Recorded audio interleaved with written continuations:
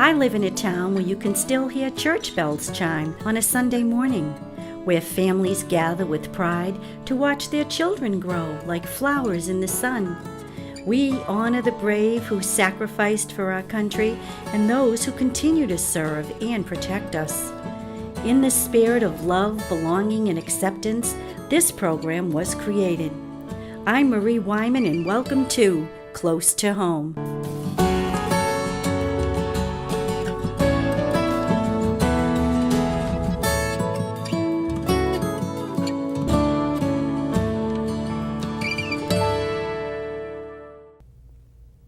Hi, I'm Marie Wyman, and welcome to Close to Home.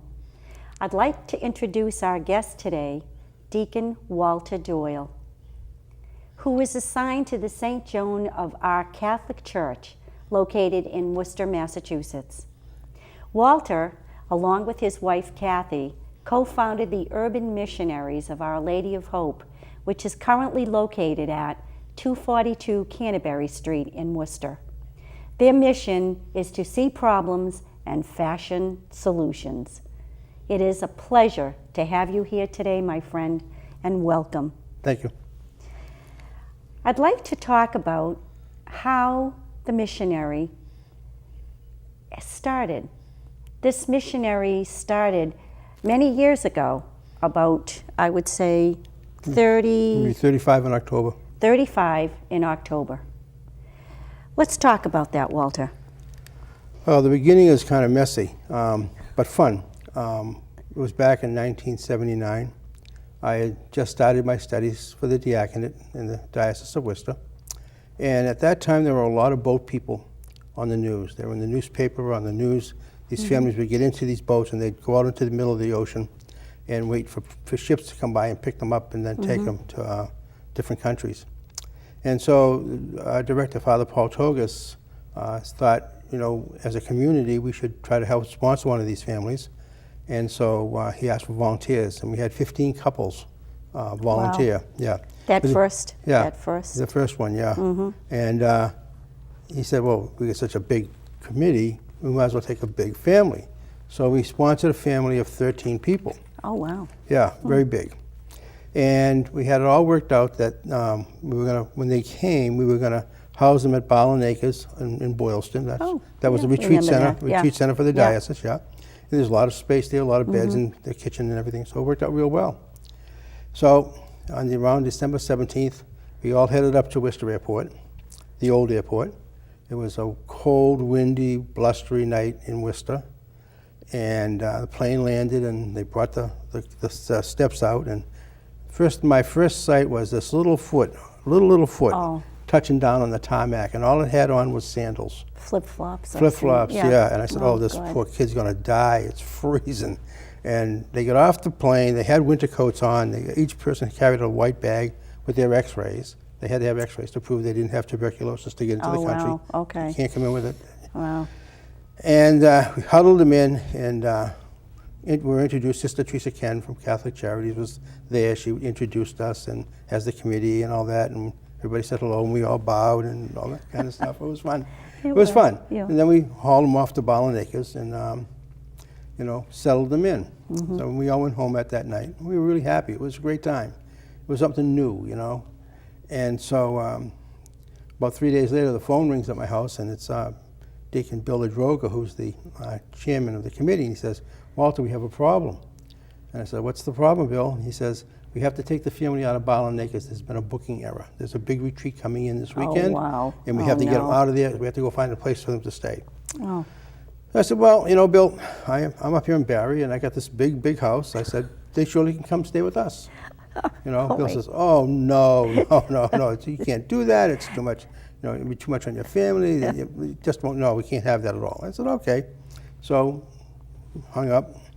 About 3 days later, the phone rang, and he said, it was Bill. He says, Walter. I said, yeah, Bill. He says, when can we move the family in?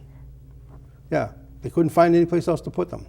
So we went down to Barlin, got some extra beds, brought them back to our house in Barrie, set them up in 3 different rooms in the first floor. That's for 13 people, 13 beds. Wow. And they brought the family out, and we kind of talked a little bit and had a little meal with each other. And then it was time to go to bed. So everybody went to bed. We got very quiet. But the next morning we got up, we came downstairs through the kitchen area, and we went into the living room area where they were staying, and we looked around, and 2 rooms were empty. Oh. No beds, no people. So we looked in the third room, and they had moved all the beds into one room, And that's when we started to learn a lot about refugees and the terrors they go through. That was protection. They needed to be very close together. Almost like in the Old West when they drove the wagons together They for had to comfort stay. and security. Yep, exactly. Absolutely. Exactly like that. What a wonderful story. Yeah. Wonderful. It's fun. They stayed with us about 6 weeks. My kids played with their kids. We had 5 kids of our own at the time. It was very interesting. They were very smart people, because within a few short days, they figured out if you turned this thing on the wall, it would get really hot. it would get nice and warm, and they were freezing. They were freezing. Yeah, they were so cold. They used to tell us their bones ached. Oh my Yeah, goodness! that's how cold now, they would get. where exactly were they from? They were from Vietnam. They were. They were both people from Vietnam. And Which wasn't too long after the Vietnam War, then. no, really. this is in 1979. And we pulled out in 75. Right. And then these people, what was going on in Vietnam, these people were fleeing. Okay. So, that was the start of it. We took this family, we settled them in Worcester, it was very interesting. We went to visit them one Sunday afternoon, and we walked into the house.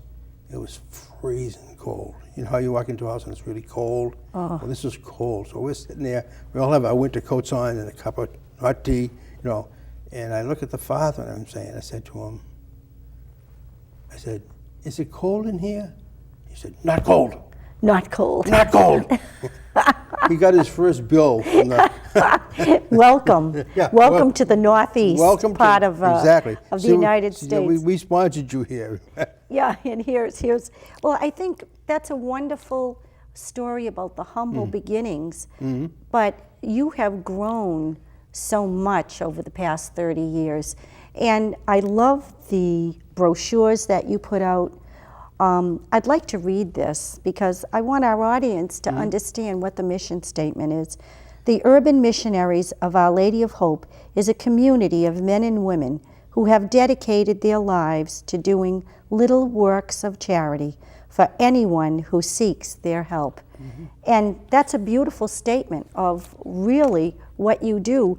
And I know from having been a friend of yours for the past 30 years, I know that you have had a lot of challenges, but I think the simple philosophy that runs through everything you do is that you see a need and then it happens. Tell us a little about that philosophy, Walter. Well, that's how we built the ministry. What happened was, when I told you these people come off the plane with just these bags of their x-rays. So now you're going to put them into an apartment. Well, what about where the bed's going to come from? Where's the kitchen table going to come from? Where's the TV going to come from? Where's the clothes going to come from? Where's the food going to come? They don't have that much money. They just don't have that much money to be able to go out and purchase all that. So what we do is we'd call up our friends and say, hey, do you have a bed? Do you happen to have a spare bed? Or hey, do you happen to have some spare clothes?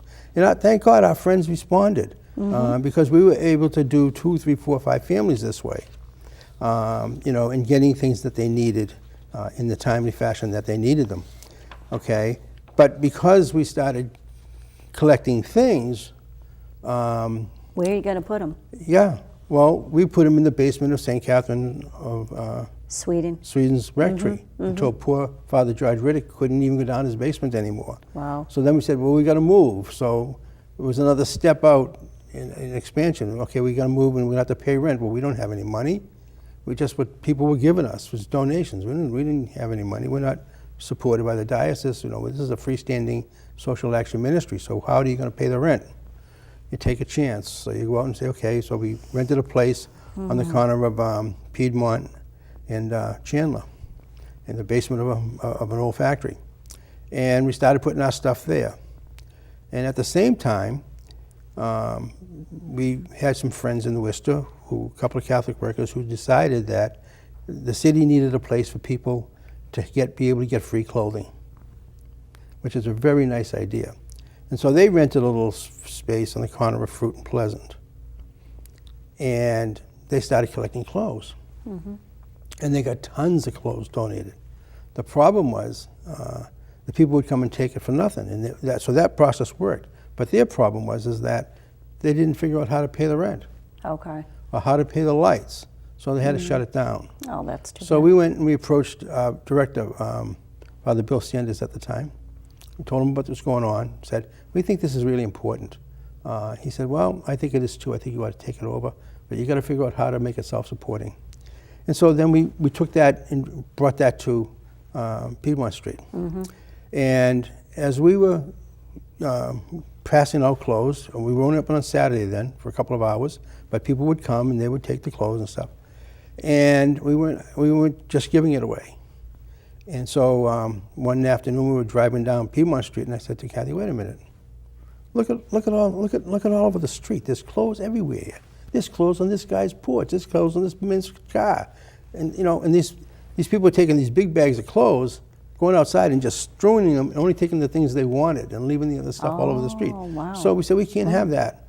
So we decided we'd change the name of the store. It used to be called the Little Free Store. So now it's the Little Store, and we ask you to make a donation. We don't sell anything at the store, but we ask you for a donation. So that is the start of the little store, Yeah, right. which is now located at 242 Right, Canterbury right, Street. right. It had undergone a number of different locations, Right, well, this is our correct? 6th location. Okay, Now, in this the is past biggest, 30 yeah. years, right. Right. And when did you move into that location? The latest when we moved in, it would be 2 years this October. Right, Yeah. okay. And the best part of this location is it has a parking lot. And it's very spacious. Very spacious, yeah. It has enough of room inside for donations of Yeah. a large capacity. Oh, yeah, absolutely. Whereas the other stores, it was a minimal amount of space. And the other thing I wanted to bring up about the little store, it as well came out of a need. So this was an evolution, almost right from the very beginning. The whole ministry's been an evolution. The whole ministry has been an evolution. And the donations, anyone can make a donation. Sure, Am I absolutely. correct? Absolutely, yeah. Yeah, we accept all things. We go out and we pick up furniture and things at people's house. We ask for a donation from the people who make the donation, so they make a little bit of a contribution. Right. And then we ask a donation from the people who take these things. So we're acting like a bridge, Yes.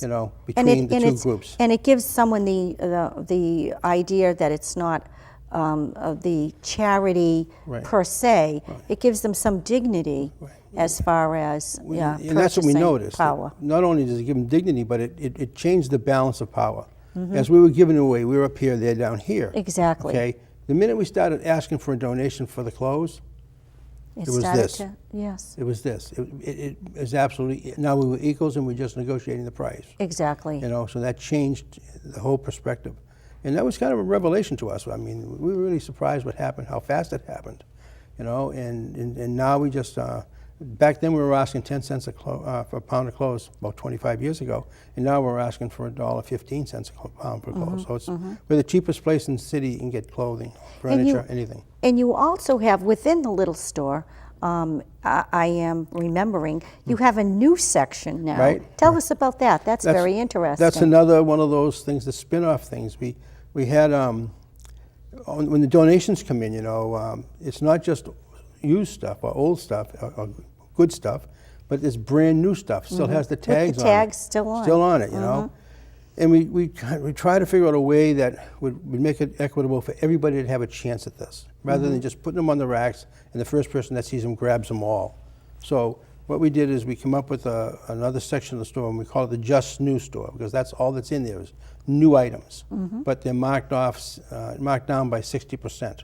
So if the tag says it's $5, it's 60% of that is the markdown, so they get 40, so it's $2, for the item, and the person now gets a brand new item Exactly. that, they don't have to pay full price for. And what was interesting, too, is the last time I was in, I noticed there was some beautiful gowns and beautiful dressy clothes. Yeah. Why don't you tell us a little bit about that, too, as well? we get prom gowns in, we get wedding gowns in. Right now, we're sorting through about 300 tuxedos, getting them ready to. Wow, was that one donation? That was one donation. Yeah, Wow, we're gonna that's fantastic. start to put them out probably later part of the summer. But we have all that nice stuff comes in, and when these women come in and they're looking for a gown for their daughter, especially the Spanish ladies, who the daughter turns 15 and they have that rite of passage. Yes, you exactly. know, and they see a beautiful gown there, and it's only $25. It solves their problem. That's it. They have a problem. They can't afford $300, $400, $500 exactly. down at the gown store. And they're so expensive. That's these prom gowns today. Mm-hmm. So every item that you offer is a minimum donation. You suggested a minimum donation. Nobody's ever given us more. Well, I think that in order for the audience to understand how it works, I think we have to kind of talk about the donation aspect of it too. You normally will take donations anytime during the year, is that correct? Anytime during the, as long as we're open, 9 to 4, Monday through Saturdays. And you also take money, obviously, if they want to contribute money to the ministry. Right. Yeah, we like it. And tell me what you think the most important part of the little store is, besides the dignity aspect of it. What do you think is the most important part? Because we have others to cover. It's such an interesting ministry. The most important part of the little store is a portal into the community. It's an opening into that community that has problems that need to be solved. And when people come into the store over time, they get to know us. And then they start to share about their life and what's going on and the issues and the problems that they're having. And we then can go and start to do other kinds of things, as we'll talk about a little bit later. So in other words, when you say it's a portal into the social environment, let's say, and from that, the need is made known, and then the need is addressed. Yes. And that was part of how you started in the very beginning. Yeah. So it's still continuing. There's a thread running through it. And that thread is we never say no. So if somebody comes and asks us for something, we don't say no to them. We try to address it. And in what way? Give me an example on how you've addressed the I can't say no. We had a young man walk in yesterday who's homeless. Needs a place to stay. So that's an immediate need. Right. Okay. And we said, okay, we think we have an answer for you. So now we're investigating pairing him up with another person that needs a roommate. Okay. And that's going to be a slow process, but that's what we do. That's a wonderful down-to-earth way of dealing with problems and not getting stuck with the bureaucracy and making a political statement and all of that stuff. You see a need and you provide the service, right, and let it go with that. I will go on to the next one because this one is a wonderful part of the ministry as well, the Food Pantry. Tell us a little about we talked briefly before the program about it, but get into it a little bit more if you could. I understand you've been passing out food for 25 years or more. Yes. So tell us how this all happened. Well, way back, when the food concept of Food Pantry started to come about, and they developed the Worcester County Food Bank, and they were developing food banks throughout the country. The government was going to be involved in it. And they were collecting foods from different supermarkets and then redistributing into the community. We were one of the first people in the first wave to sign up for that. And then when the Walk for Hunger came about, we were one of the first people in that first wave that got benefit from that. So they would send us a donation. Yeah, a cash donation so that we could buy food and stuff. And one time we even asked them for a refrigerator. They gave us money for a refrigerator for a family. Wow. Yeah, it was very fantastic. good. Yeah. So we knew that was a need, and we went out to the different. We have a couple of different supermarkets that we pick up bread and pastries at every day. We pick up 6 days a week. And I have a group of volunteers, God bless them, that do that. I mean, it's great. And they go to different supermarkets Yeah, in they're the area? the same one each week. We only have 2. There's plenty, we have plenty. And they bring it back, we put it on the racks, and if you buy something in the store, if you take something from the store, you get a free loaf of bread. Some days it's 2 loaves of bread, some days it's 3 loaves of bread. Right, You know? So, right. so that's how that happens. Now, and then you have the food. So people would come in, and we were like everybody else. We'd say, okay, we would open the food pantry up from 1 to 3 on Wednesdays and Fridays. Until one day, this man was banging on the door, and I went down, opened the door up, and he said, "I'm hungry, I need some food." Oh my. You know, so I got him a few bags of things.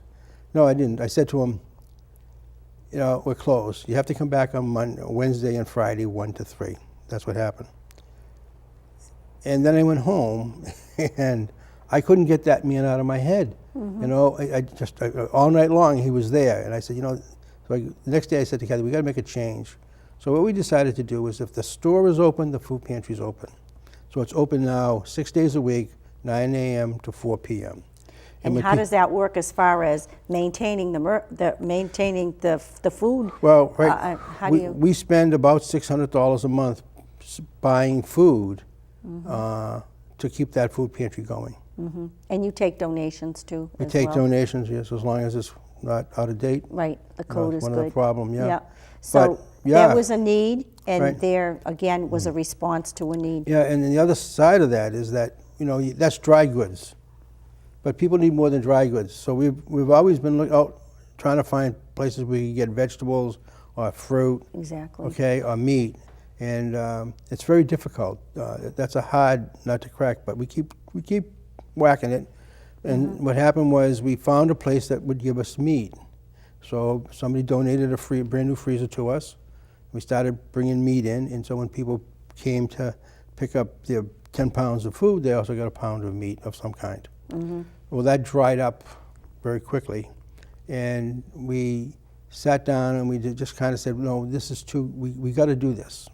It's going to cost us another $100 every 2 weeks for the chicken or whatever we're going to buy, and we got to pass it up because they need it. And what happened was, we then bought 100 pounds of chicken. Wow. Yeah, and we put it in the freezer, and then we were passing it out to people. And Kathy had a really interesting experience, because she took the bags of this woman coming in. She had 3 kids, so she got 3 bags of food. She gets 30 pounds of food. She got 4 or 5 loaves of bread, you know, and then Kathy gave her 3 pounds of chicken, and the lady started to cry. Oh dear. She said to Kathy, you know, nobody's ever given me meat before.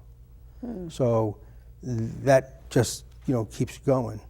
Well, that, you know, and nutritionally, Yeah. it's very difficult for people in need to maintain the correct amount of nutrition. Yeah. And that is a wonderful thing, to be able to give them the protein they need, because oftentimes the processed food is easier to obtain, Right. and that's what they subsist on sometimes. Sure. And that's a wonderful. So how do you keep it going, Walter? How do you keep the meat coming in, and where do you find your sources for this? Well, I tell everybody, this is, and you probably heard me say this, this is a faith ministry. You know, we're out here on pure faith. We don't know where the next dollar is coming from. We have no idea. You know, we don't know if we'll be alive in 3 months or not, because we spend everything we get and give it out to the community, and so every month is a new unfolding for us. But the good Lord above takes care of us, and people's hearts get turned, and we get donations in time. I can remember one donation. It was a year ago this spring. We had just moved into the new place when finances were particularly tight, and in came this check for over $1,500 from one of the local churches, and they said, you know, we do this on a regular basis, and this is your turn. And I immediately that night I sent an email to the pastor, and I said, you know, I was sitting here with my head on my desk trying to figure out how I was going to pay bills until your check arrived. Isn't that wonderful? You know, and then he sent me back an email, CC'd me an email. He sent to his committee and he said, see, this is what I'm talking about. This is how bad it is out there. Okay, people really need us, you know, and so that kind of stuff happens. And so people donate to us. We're very blessed.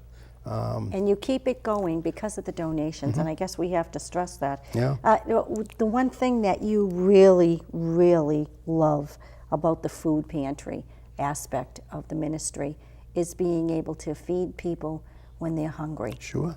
And that man that you never forgot, No. he was the catalyst. Yep, he was the one. He was the one that Yeah. sent the message true home Yep. to you. Yep.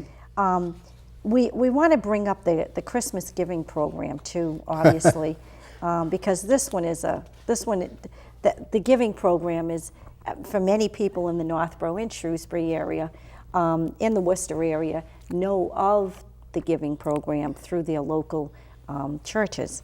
Yes. Could you tell us a little bit about the giving program? Well, that started off over 30 years ago when we were sponsoring families, and we noticed that Christmas came and went and they didn't get any gifts. And because they didn't know how to sign up. When you sponsor a family, they tend to stay inside, they don't go out, they don't explore, they don't, so they don't know a lot.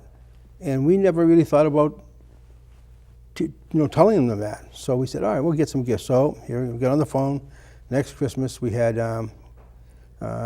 we needed 26 gifts. So we got on the phone with our friends and we said, hey, we got we need some Christmas presents. Will you buy one? Sure. What do you need? So we told them size, the age, blah, blah, blah.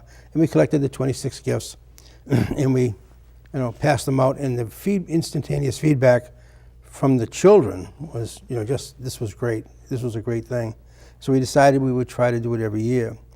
Last year, we did over almost 16,000 gifts. That's amazing. 1,320 families, 1,600 and something kids. I mean, it's just a huge amount. 4,000 kids. It's huge. That is now a huge undertaking. It's a huge Walter. undertaking, and it starts. It's a 12-month-a-year program now, because the first week after Christmas we have a lady that does all our Christmas buying, Meg McDevitt, and she's out buying, and she just kills them. She get the best prices, and we start storing those up for the next Christmas, and then with the donations. October comes, the first Saturday in October. If you go down to the little store at 4 o'clock in the morning or 4:30 in the morning, you're going to see 10 to 12 women out there waiting for us to open the doors so they can come in and sign their children up for gifts. That's amazing. And we've never advertised the program. We've never.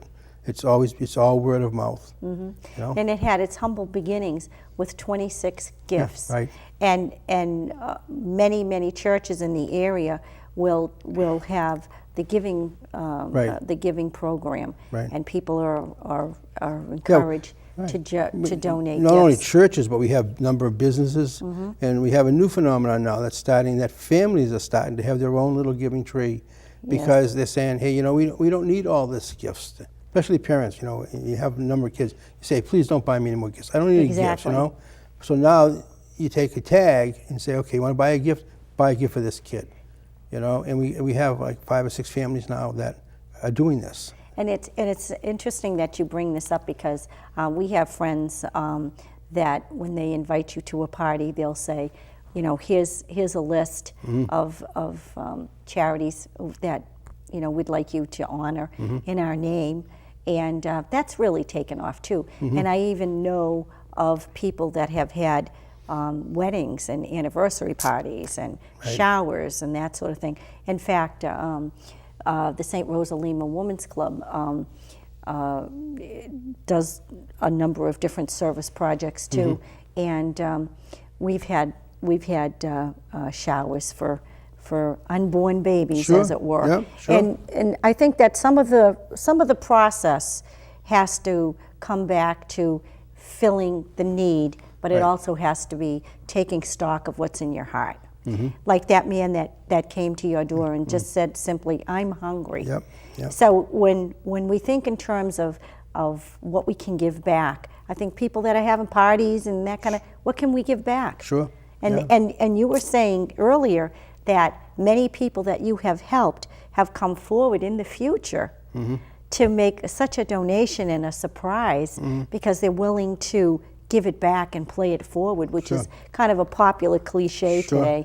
But it still rings true. Yeah, right. But what's the most important thing about the giving program, Walter, you feel? I think it's the Christmas friends we've developed over the years. So we have about 250 volunteers. We have volunteers for the Christmas program that have been with us over 30 years.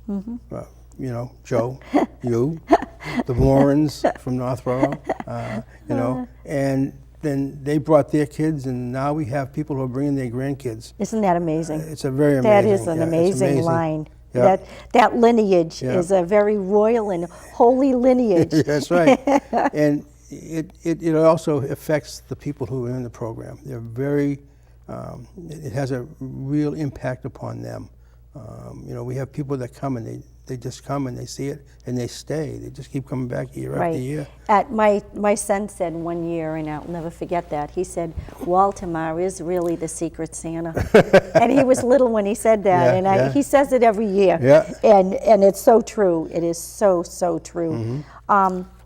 You take donations also for the Christmas program all year too. Isn't that correct as well?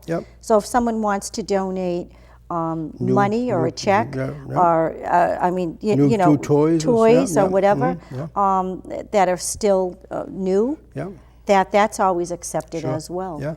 And I think the most beautiful comment we can say about the giving program is that time of year when it rolls around.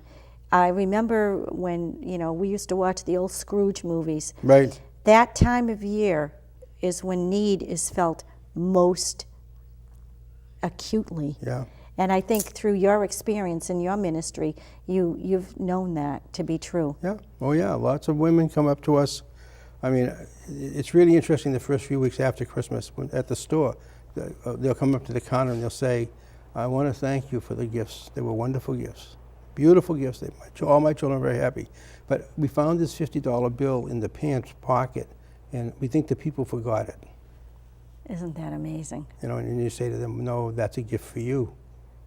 That is something. It's really that's moving. A heartwarming story. It's really moving. That you have so many beautiful stories. We could sit here for the rest of the month and talk about these stories. I have the talking in the beginning. We talked about the refugees, the way that all started, and you also had and still currently have a immigration service kind of program, don't you?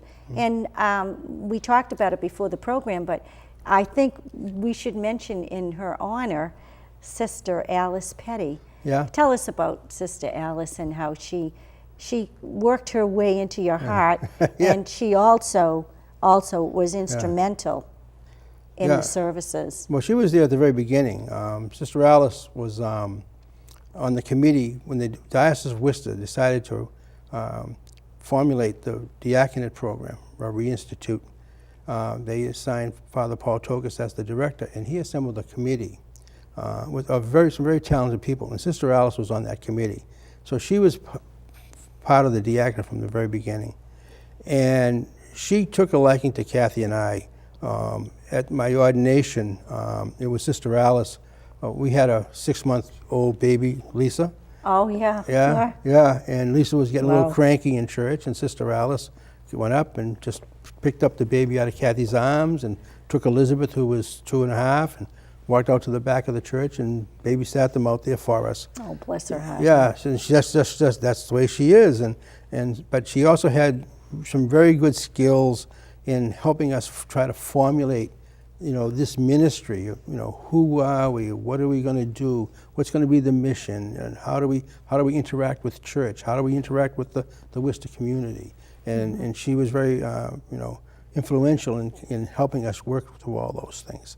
She was also a great fundraiser. She came to one of our staff meetings one night, and I opened the back door. They're actually not at St. Catherine of Sweden, and I opened the door, and she's out there, and she's laughing. She says, you got to help me, And I go out, and she's got this big pile of box of stuff. I said, what is it? She says, these are all pennies. And she brought me in, I don't know, maybe $100 worth of pennies, because they had a contest up at Mercy Center a hopping contest. And the kids would collect the pennies for every hop. And then they took all that money and donated it to us. Oh, what a great story. Yeah, yeah. She was just that way, you know. But she died. She died when she was very young, in her 50s. Oh, that's unfortunate. Yeah, and we miss her. But we started to grow the ministry, one of the areas we got involved with was computer classes, English classes, classes on health care, classes on cleanliness. I mean, all the things that people needed to learn. And we put them under this umbrella called the Sister Alice Petty Vocational Training Program. Okay? Wow. And we still do that today. Right now we have a couple of boys from Burma who have a mentor working with them to improve their English. Okay? And we have another lady who needs some special help with citizenship. She's gone to citizenship classes, but she's having trouble learning. One of the problems with a lot of the refugees, especially women, is they don't have any formal training in their home countries. They don't go to school, so they've never learned how to learn. And so when they come here, into our culture, which demands so much of a person to be educated, it's very hard. So what we looked at is we didn't start another citizenship class. We just said, okay, we'll start to mentor. We'll take care of the problem, people that really need a one-on-one kind of help. And that's kind of what we do with the Sister Alice Petty program, because that's what she did. She worked up at Mercy Center. She worked with all those children, and I mean, everybody knew her.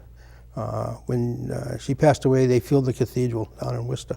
Isn't that something? Yeah, and it was just it was unbelievable. So this woman was sort of a mentor to you and Kathy too as well. Oh yeah. And so you're playing it forward in her honor. Sure. By giving services to those who need it, just like Sister Alice would do as well. Yeah. That's one thing I think that our audience perhaps doesn't know exactly how deep this ministry goes. And I think that, today we're fortunate to have you here today because you are a busy person. Yeah, but that's not all of them. Tell us about the new ones. Right now we have one. We haven't done the write-up on it yet, but we've just sent off 3 students to China. This is our 3rd year. I had heard about that, but I wasn't quite sure about how it went. We have a friend over there, and he has a very large factory. And in China, they do things a little bit differently. They have dormitories for the single men and dormitories for the single women. And in the between, there's a dormitory for married couples that work in this factory. And their original homes could be hundreds of miles away, but they go where the work is. And he needs somebody to take care of the children, especially in the summertime when they're not in school. And so he created this like daycare kind of thing, and he invites young adults from different parts of the world. So some come from the United States, from us. Some come from Seattle. Some come from Mexico. Some come from the Philippines. Wherever he has contacts, and he brings these young people in, and they work, and they get paid. They get paid about $200 sort of like a week. en pairs. Yeah. But there's a program, and they participate, and they're there 8 weeks, and everything gets paid for them. And it's just it's a great experience. First group we sent over, we had 1 man and 2 women, and one of the women was going to be going into Holy Cross for her freshman year. It was that summer. And she came back, and she was going to study something, but she decided that she wanted to study Chinese. Isn't that something? And she's been there twice with us, and now she's going back a 3rd time this year with another group. So it's really changed her life. We had a young man who came who was, I think, was very sheltered, growing up, tough family situation, and he went, and he had a hard time over there. He had a very hard time adjusting and to the regular. Okay. But when he came back, that's all he could talk about. He talked about the impact on himself, and you could see he was processing everything that program kind of stretched him in ways he hadn't been stretched before. And now this summer he's down in Argentina for a class that he's taken at Providence College. So I mean, it's that kind of thing that happens. The other program we're starting to look at real heavy is the chronically unemployed. And this is not just refugees, this is Americans, everybody. But, today, if you're 55, your days are numbered in most corporations. And so we have this large group of people who are chronically unemployed. And so what we try to do is identify them, and then we have a collaboration with a man who was a placement officer for a number of years and then retired. And so he's working with them down in Rhode Island. He comes to Worcester on a regular basis, and he's put about 130 people to work. Oh. Yeah. What an And so amazing thing. we say to them, okay, you need to get some routine. So you come work, you start volunteer here on a regular basis, and we're going to pair you up with this support person. And between the two of us, we're going to get you a job. So that's another area that we're starting to spread out into. That is very interesting, Yeah. because there again, here is a need Yeah. that's being filled or tried anyways, trying to be filled. But that's a wonderful. Now, how do you sponsor these things through all these donations? Is this what I'm hearing? How does this all happen? My style is I'll do it and hope somebody comes along and pays for it later. Much to the chagrin of my wife and my board of directors. But And how long have you and Kathy been married, Walter? 45 years. 45 years. So she knows you pretty well. Bless her heart. Huh? Bless her heart, right. But as you said, though, and when you have a need and you pray on it, and sometimes, thank God, it comes through. It always comes through. It always has. It always comes through. I tell people we always get what we need. Not what you want, No, maybe, not- but what but you we need, Yeah. and not a minute too soon. Yeah, there you Okay, go. we don't get anything coming too soon. So what do you think is the most important? You gave us the example of that young man who stretched himself Yeah. and went beyond the boundaries that he had set for himself. Or maybe that was set for him because of his upbringing or Yeah, whatever. yeah. And he has grown and as a human being, and a certain amount of spirituality imbued in that too as well. But what do you think is the most important aspect of the programs, especially the ones that educate? What do you think is the most important aspect of that, as in this young man taking a chance on going to China? Well, I think that kind of summarizes it. I mean, the best thing about what we do is people change their lives. We had a lady who Kathy was taken to a doctor's appointment, and she was a Spanish lady, and Kathy had to take her out by Green Hill Park.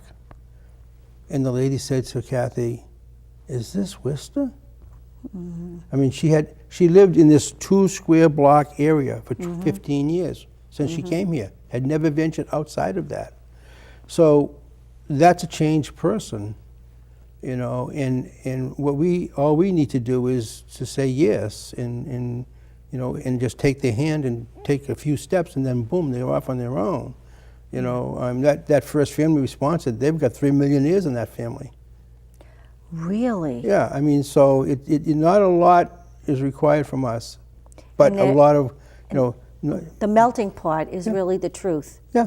of this country, what makes this country great. The good ones work hard and they do real well, and the bad ones get in trouble, and it's like everything else. Yeah. Yeah. The way of the world, Yeah, as we look They at do well, it. yeah. But in your